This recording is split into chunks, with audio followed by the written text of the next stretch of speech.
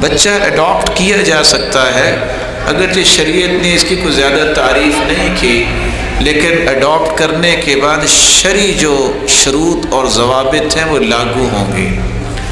یہ نہیں ہو سکتا کہ اڈاپٹ کیا گیا بچہ آپ کا وارث بن جائے، یہ نہیں ہو سکتا کہ بچہ اڈاپٹ کیا ہے وہ آپ کی بیٹیوں کا محرم بن گیا ہے۔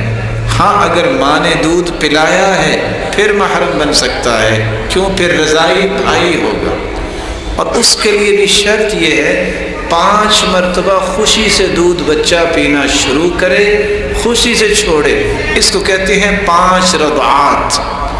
تو 5 رضعات میں اگر اس نے دودھ پیا ہے تو پھر یہ رضاعی بھائی بن جائے گا۔